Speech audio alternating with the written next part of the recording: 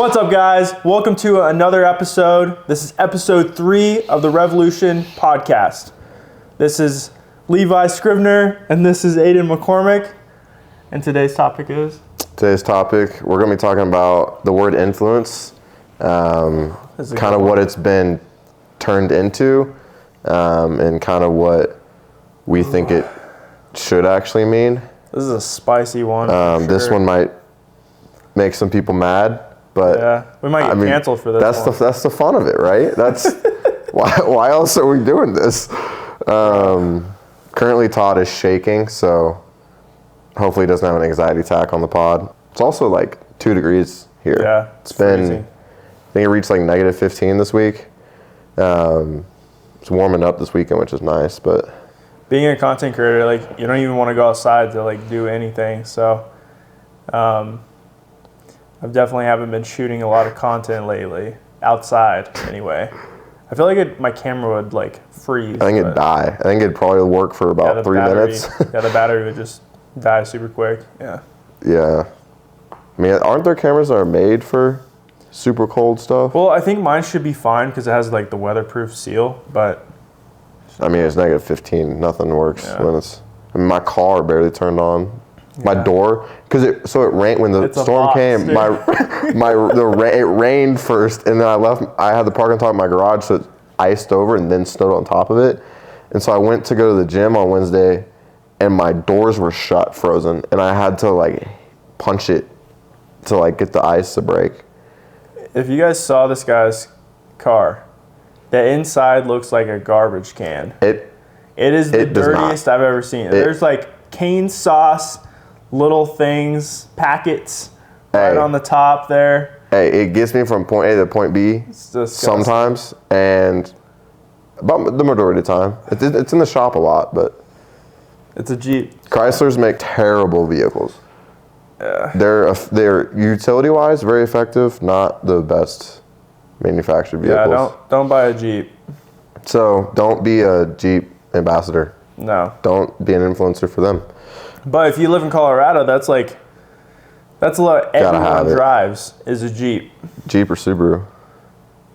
Yeah, it's pretty old. A lot of Outbacks. Yeah, there is a lot of Outbacks. You're breaking the mold, I guess. Yeah. So, influence. He's an influencer. I'm an influencer. You're an influencer. So, I feel like the word influencer is kind of negative now, or just looked at as ew, you know? I don't like to consider myself an influencer. I don't want to like say that I'm an influencer. I just say I'm like not even a content creator too, because I feel like those kind of coexist together. I just say that I'm a creator when I'm making like content and stuff like that, but I'm also an entrepreneur. So I feel like a lot of people think of influencer as like the Bryce Halls or just these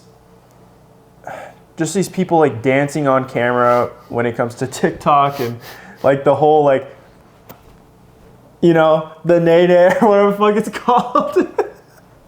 But sorry for his age. I don't know. But I just feel like so many people kind of generalize it towards that. But I feel like lately it's kind of like taken a little bit of a turn when it comes to content creation and being an influence. What it means to be an influencer to me anyways is when someone wants to literally, I don't even know how to explain this. It's like, I mean, I guess it's just you impact. In a sense, the word influence is just an impact on someone's behavior or perception of things. Like, it's not, like, you're going to, like, you, Levi, are going to do the things you're doing no matter what, in a sense. But, like, the bodybuilding show, the content creation that you're doing, the, like, running a business, wanting all these different goals and aspirations, like, you would do that even if other people weren't watching. But I think the idea of the influencer behind it, or the influence that you have with that, is that like they're all goals that I think culturally we say are good and things that people want to achieve. And so there's like, and if you see someone doing it that is considered culturally like aspirational, it's like people want to, if that's even a word, if people want to like go after that, now you have influence over their actions, their behaviors, their desires, their wants, stuff like that. Yeah, so you're like kind of wanting to mirror what they're kind of doing, but also put like your spin on it, be you. You want to do things that fulfill you instead of fulfilling other people's needs. You always want to keep yourself in mind first. And that's why like so many people will latch on to like certain things, like someone that is starting a gym or doing all these steps, and you want to do the same exact thing. But truly, like, you want to do something else, but you're just wanting to mirror what they have because they have these materialistic things. I think one of the things with influencers, and like it's become like in a sense a profession, like when you ask kids nowadays like what they want to do, the number one job, or when they grow up, the number one job they say is be a YouTuber, which in the same sense is an influencer. So it's like, and I bet you not like that information was like, it's probably 5 or 6 years old. I bet now it's influencer is the word they say. So it's like, It's become in a sense a desired profession, but, and so I think a lot of, but I feel like a lot of people, I think older generations look down on it though. Yeah, older generation does, but I feel like a lot of people don't know how long people have actually been doing this. Yeah. Because Mr. Beast, I mean, he was doing YouTube videos for like freaking 7 years before one of them blew up. So like, yeah, people aren't really seeing the grind, the obstacles that they went through to where they are now. Like, it's every big creator on YouTube does it for years before they see anything. Yeah. Like, unless they have some kind of fame before then, but. Yeah, I mean, people are just living in an instant gratification life. Yeah. And they're like stuck in this bubble where it's like, they see all these people and they're like, oh my God, they became an overnight success and all this shit. Like, they didn't. Mm-hmm. They did it. They worked their ass off. I've been doing content creation since the beginning of my training journey, which was 10 years ago. I used to film with my phone, a GoPro. I upgraded to like a DSLR for a bit, and then finally got a Sony, and then just like continue to go from there. Like, I used to post on YouTube. I used to post on all kinds of platforms, even Vine back in the day. I used to do like magic tricks and shit on there. Yeah, it's weird. It's weird. What? But you should do all kinds of stuff on all social media platforms, but it never picked up. But I think one of the reasons why is because I wasn't consistent with it, and I was kind of just like off and on. But I loved documenting my story, and I'm very thankful for that because I have all this footage of when I first started training, and just this, kind of nostalgia, just like to look back and be like, wow, this is how far I've came. And yeah, here I am now, being an influencer. I think people, like, when they look at the, like, job role as influencer, I think it's, like, something new. I mean, I would almost argue that influencers have been around since kind of the beginning of civilization. Like, if you think about, like, whether it's, like, religious leaders, like, political leaders, kings, like, whatever it is, it's like they have massive influence over people and people are following what they do. And I think now it's just because of the amount of people that there are, because of social media, because of all the different things, it's like, and now it's not just like, okay, it's the king or the president or or who, you know what I'm saying? Like, the dude who's running it's not just the CEO, right? Like, it's like in a business itself, there's like 10, 15, 25, 30, like there's an unlimited basically number of people who can have influence and lead something, because all you have to do is, to have influence in a sense of social media, you just have to turn on your camera. Anyone can have access to these social media platforms. So it's like, in marketing, there's a big, there's been a big recent push into like micro influencers and the power that those Todd blocking me, bro. Come here. This is my camera time, man. Just like micro influencers and just like even people with 100 followers can like for business bring in a lot of sales just because they actually have real influence. They don't just like, it's not just a number. They actually have impact on people. People respect them, look up to them, and actually take their word as something valuable. Yeah. I think people get trapped in the numbers. They get trapped in the, oh, you have a K next to your number count. You have 100K. You have whatever it is. Like, and while yes, like that technically means that you are reaching more people, but I think the value isn't in the number of people you reach. It's like how impactful are you actually in that reach?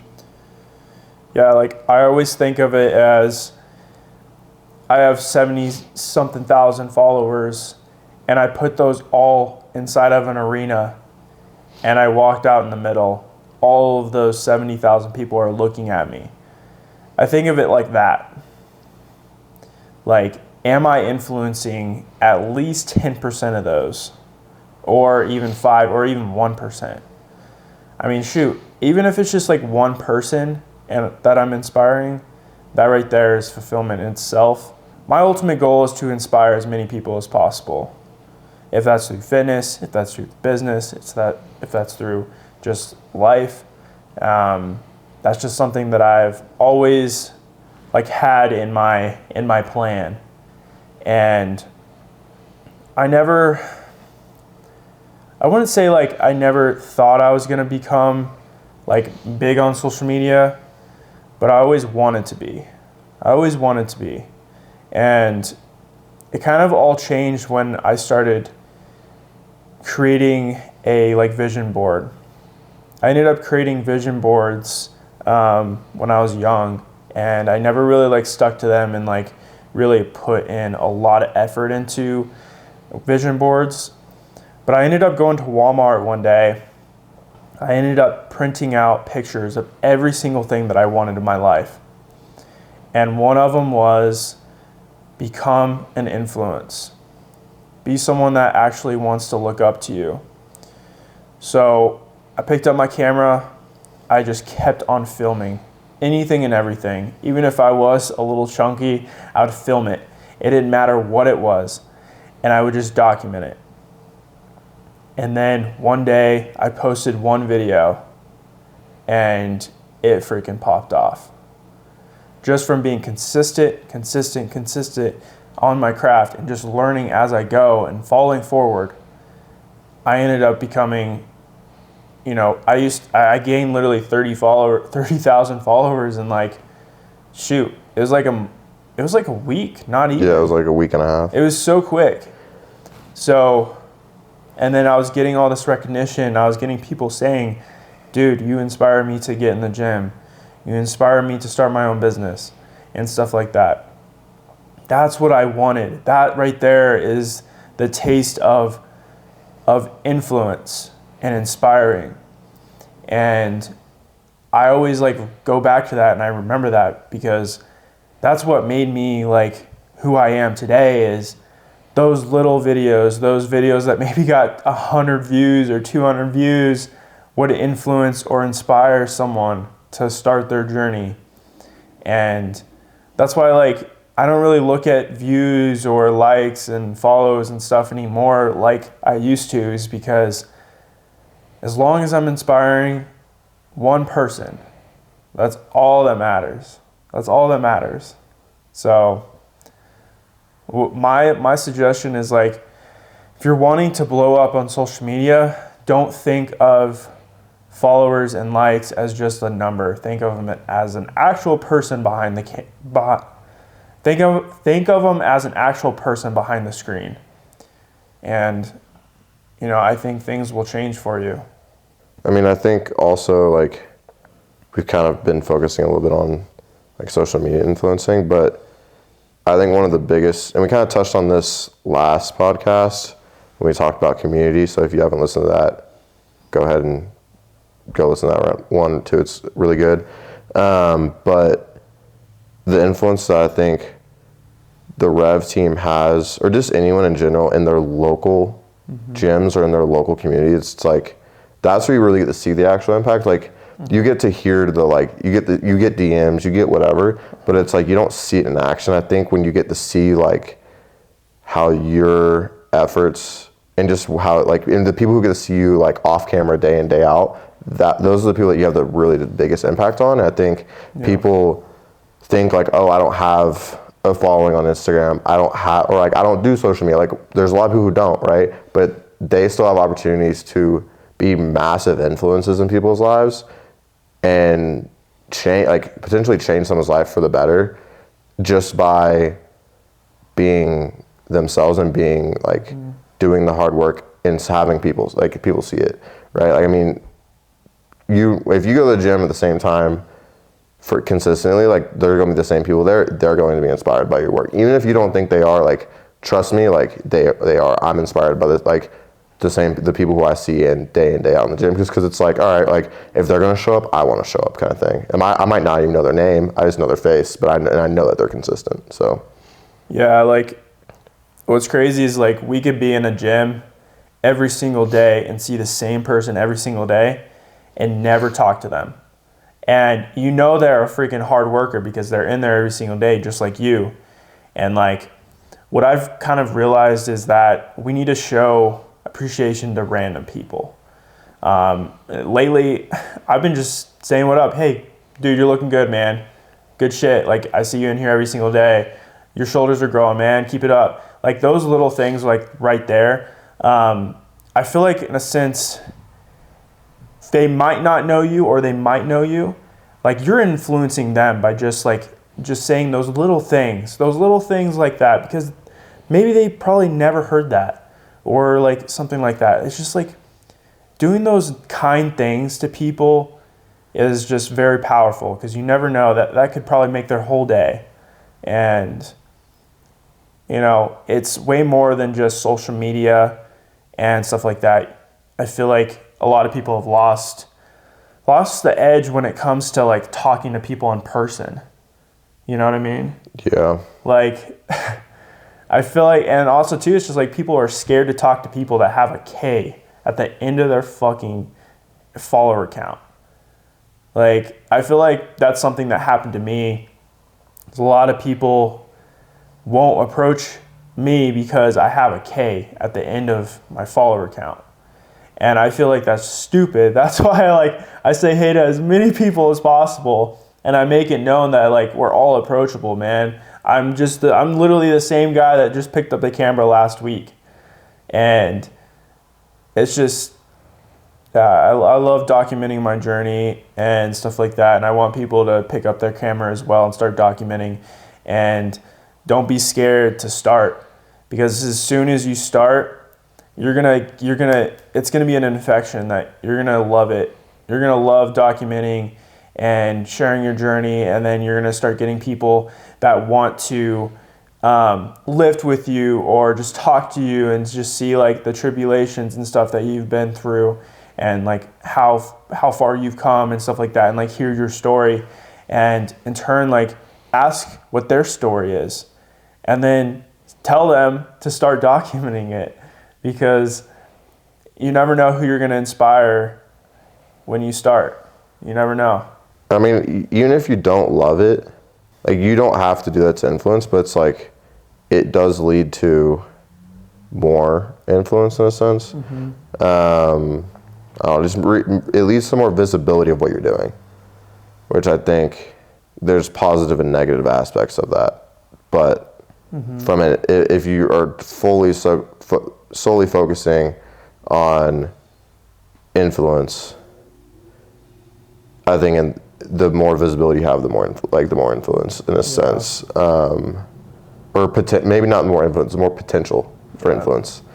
One of the things we wanted to cover today was, I mean, somewhat of the negative side of the influencer world, especially in the fitness industry, where with something so vain as physique and fitness, and the way that the algorithm seems to push the most shredded, the girls with the well, it's the girls, like, it's like, It's very sexualized. Right, and so there can be a very dark side of that, and I think one of the things is the reason that the title of influencer gets looked down on, but at the same time praised. It's like a weird thing, but is because it leads to a lot of fakeness. We've kind of experienced that a little bit, not to a huge extent, but if you kind of want to give your insight on what your experience with that has been. I feel like so many people are just looking at highlight reels on Instagram or YouTube and stuff like that, and they're not really focusing on, they're not really like thinking like, oh, like what are they doing outside of that? They're just some random people, man. Like they're just normal people, and then they just make Instagram this like extravagant thing, and like we're all like, I post the good and the bad. When it comes to my reels and stuff like that, I try to really like tell the story that way. When I first started like posting like just like pictures in general, just like physique photos, man, they popped off. Like I'm telling you, like over 15,000 likes, 20,000 likes, almost to 30,000 likes on some, and they all had one thing in common. I had my shirt off. I was just shredded, and I was freaking 4 or 5% body fat, but Instagram wanted to push that, and they continue to push it out, and it pushed out my reels and just everything. And then once I started gaining weight and like started getting thicker and stuff like that, it stopped. And at first I was very frustrated because I was just like, well, what the hell? Like I need to stay shredded year round. And I was like, you know what, screw it. So I just kept on staying shredded year round. I don't think I've ever like said this in public, but just like it got to where I was getting in my head, man. Like I had to stay a certain amount of shredness to be presentable on social media. And I would go to bed and be like, man, my stomach is just not tight right now. Or I'd go to the gym and I'd be like, man, I drank too much water, I'm bloated right now. Or just like I ate too much food before, and just like all these things. And I was just getting in my head, I was like, well, the content's not gonna be good this day, or like I need to reschedule and do like this or this and that. And I was just getting so much in my head to where like, dude, it would drive me nuts. And like I never told anyone this because I was so focused on a reel that was gonna get 100,000 likes, or a picture that was gonna get 20,000 likes, because I needed to be this shredded, I needed to look this good all the time. And I feel like at one point I just like was like, screw this, I need to freaking eat. I need to start gaining weight, I need to do the things that I want to do, because like ultimately you can't stay shredded year round. You're gonna feel like shit. You're not gonna have fun during the journey, because I lost a lot of just like drive to post content because I felt like I wasn't progressing at all. When it comes to in the gym or anything like that, I was just shredded, that's it. So yeah, that's kind of what I like kind of went through, to be honest. Yeah, I mean, it's tough. There's a strange expectancy if you do well on social media and fitness. Like you almost have to be like show ready. Yeah. And it's show ready year round. And I think people who I've talked to who have been doing shows for a while, it's like, I mean, I know a lot of people who do 2 or 3 and then their body just literally can't handle more and they have to stop. So it's like, It's not a sustainable way of living, and it's not, I mean, and the whole idea behind fitness shouldn't be about the physique, even though it gets twisted into that. It should just be about being healthy and like stewarding your body. And being that shredded is not stewarding your body. And so it's hard like doing the social media stuff, because it's like, I mean, I've never been nearly as shredded as you, but I've always been like pretty lean just genetically. And it's like, I always struggle with, I'll look at a picture and be like, well, it doesn't look like Levi. Well, it doesn't look like, it doesn't look like XYZ. So like, I shouldn't even post it. Like, and like reality, it's like, I shouldn't care about that. Like, I should be posting it for for myself, two, for like, maybe I can inspire someone. Like, that's the mindset I should be in. But I think it's really easy when you're trying to do social media, when you're trying to, like, in a sense, be an influencer, to get caught up in the like appearance of it. Yeah, you get caught up into the perfect look. Yeah. Which I think also hurts your overall influence, because it's like, people don't get to actually see, like, if you're just straight curating everything that you put on there, in a sense, right? Like, as an artist and a creator, you want to put out good content, right? Yeah. But there's also a point of it, like, you have to be transparent. You have to be, like, honest about, like, your stories can't just be everything good, right? Your story, like, your posts can't be everything. Like, you need to be vulnerable in a sense. Yeah, real. And I think especially in the fitness industry, you see a lot of people who aren't that way. And then when you meet them off camera, it's like, that's like almost a different person. Yeah, like, when I was going through my whole cut to get on stage in March, I was documenting everything, man, when it came to the whole process of losing weight to getting on stage. And man, the amount of DMs I got with people just being like, man, that's freaking cool. Like, that's awesome. You're losing all that weight. And like, a lot of people didn't know that, like, I literally grew up skinny. Like, I was 130 pounds in high school when I graduated, and like, I ended up trying to gain weight, and I did a couple shows before that one, and then I just decided to bulk, man. I just ate anything and everything for 5 years. I mean, I would say on the most part, I was definitely a cleaner bulk eater, and I would eat pretty well, and I got up to like 195 pounds, and then I cut down to 170 to step on stage, and that was probably by far like my like favorite moment, was just being able to show my journey and just getting messages from people that really enjoyed watching the process. And I feel like so many people get so in their head when it comes to when they need to start documenting their journey. And a lot of people want to start when they're shredded, or they want to start like at different times, throughout their body composition.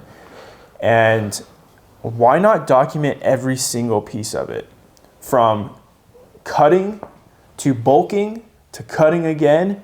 Showing your journey is very, very powerful, because a lot of people don't do this. And if you could show how you did it and the obstacles that you went through and all of those things, people are going to latch onto that shit like a leech. Like, people are going to love that stuff, because some people don't even know where to start, and you're going to help them. You're going to influence them to be a better person and to be a better athlete. So if you're thinking about starting or documenting and all that stuff, start from the beginning. Show people, document, teach people how to do this thing, because this could change someone's life, and it's going to change yours as well. So might as well do it together, right? Yeah, I think you touched on something extremely powerful, and I think we've both attributed it to kind of the success that you had in the spring on social media, is, documenting your journey and showing the process of things. Yeah.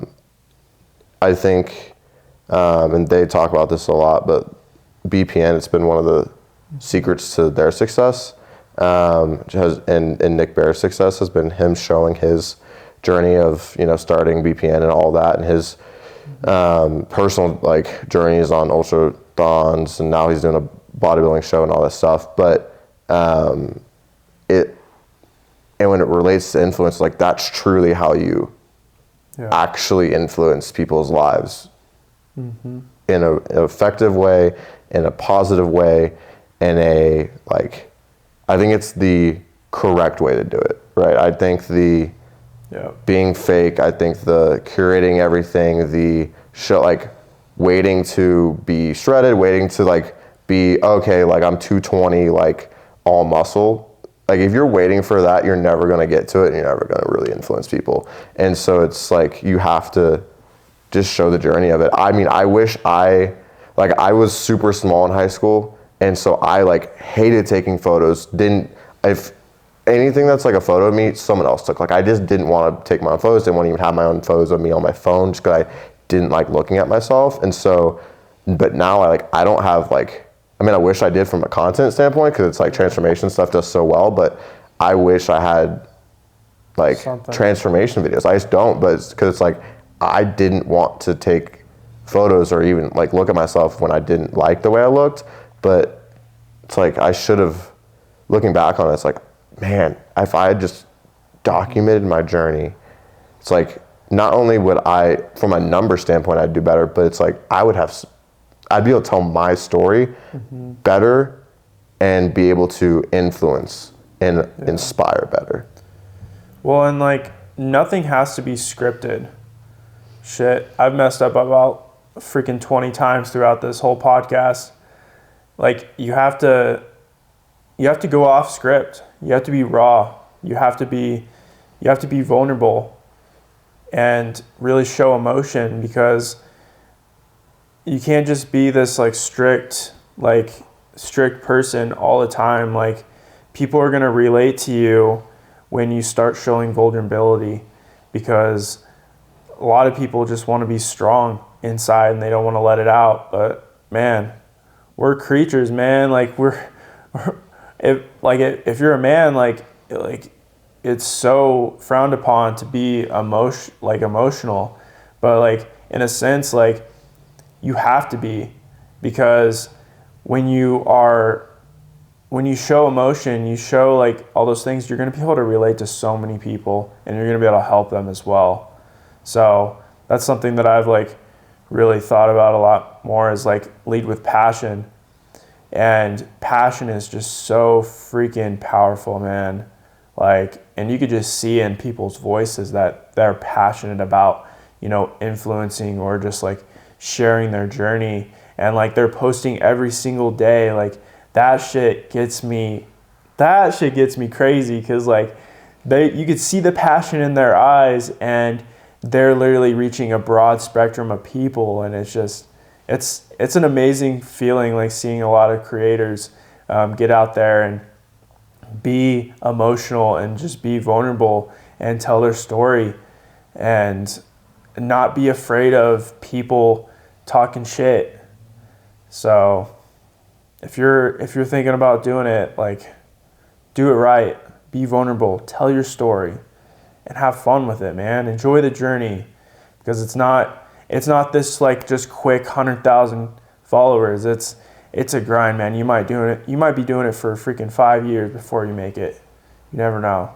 But just don't stop, man. Never give up. On the topic of the kind of being transparent and documenting your journey, we're about to take a trip to the Arnold Classic with a couple people from the Rev team, and then some people who we've met through social media and like doing influencing. And we're gonna, the big boy Bray is gonna be there to make us look like. You better pack those American flag pants, man. Probably the best pants I've seen. I know. I need to order a pair, honestly. We should just show up. We'll all show up with them. That'd be kind of funny. Oh, man.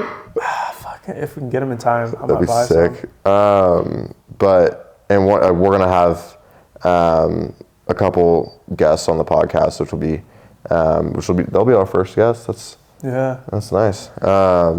So be looking out for that. But I think one of the things that we're most excited about, at least me, about going on this trip, is the networking opportunities that we can have, and getting to, I mean, in that we're going to be meeting a lot of fitness influencers and people in the fitness industry. And I'm interested to see, especially people that I've been following on Instagram and I'm like mutuals with, like, are they different? Like, you know what I'm saying? Like, dude, there is a reputation for people to be different in person. I don't know. Yeah. I mean, when we met Bray last year, man, he was exactly how he is on Instagram. I would say he's dialed down on Instagram. Yeah, for real. He's awesome, man. He's an awesome character. So that's the kind of people that we like to surround ourselves with, are people that are real on the camera or off the camera. So I mean, he brings the energy.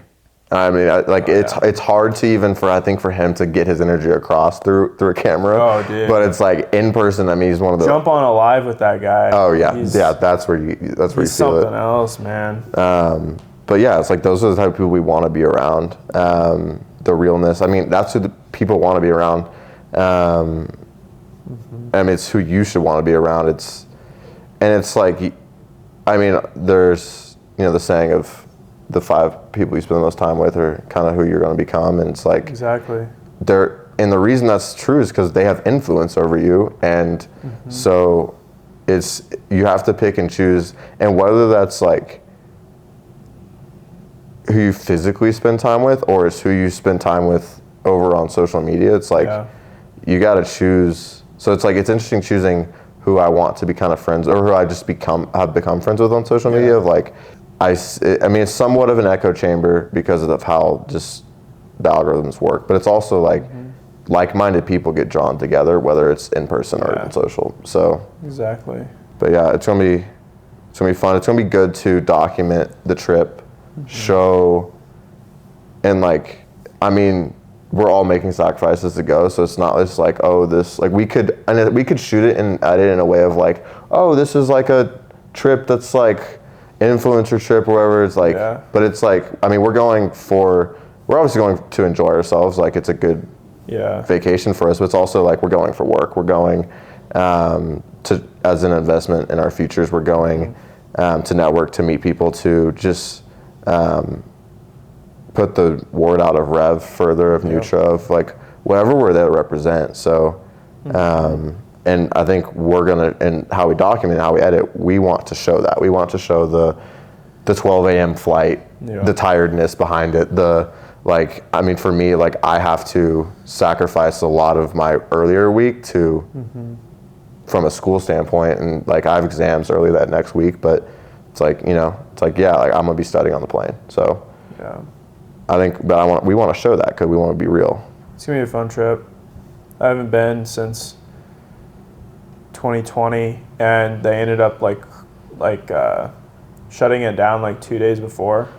So we ended up going anyway and just like chilled in the hot tub and went to a couple gyms here and there and met up with some people, but that was about it. So it's been a while since, so 2019 was the last time that I went. So prices have changed a lot, man. It used to be like $30 to go for 4 days or 3 days. Now it's like $90 or $80 or something like that. Yeah, it's like 90 with fees. The ticket's 80, and then there's like a $15 fee. Fitness is growing exponentially, man. But it is cool to see. Yeah. I mean, I think there's probably going to be record numbers there probably this year from attendance standpoint. Yeah, so there's going to be a lot of people. I mean, we're somewhat big fish in this small pond of northern Colorado, and we're about to be little minnows. So I mean, it's good because it puts into perspective. I think going back to the influence thing, it's like your influence is always relative. Yeah. Which is good and bad, but I think if you're self-aware of where you kind of stand on it, it makes you be more effective as an influencer and as a leader. If you understand that you have local influence, you have influence in your sphere, it's like you can actually be effective. And some people's spheres are bigger than others. It's just how it is, but doesn't mean that their influence is worth more than someone else's. Yeah. So at the end of last episode, for anyone who's watching on YouTube, we did a little giveaway for a pair of the performance shorts And so the winner last week was Elizabeth Rodriguez. So Elizabeth, if you want to DM the Revlutn Podcast account, we will go ahead and get you set up with that pair of shorts. So congrats on that. Congrats. I hope you like them. That's a steal. I know. They're so freaking nice. They're my favorite leg day shorts. So I hope you guys, hope you enjoy them. But yeah, if you guys haven't already, please subscribe to the YouTube, subscribe to our Spotify and also Apple Podcast.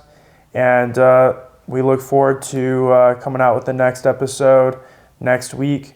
And yeah, thank you guys so much for tuning in. Be thou cast.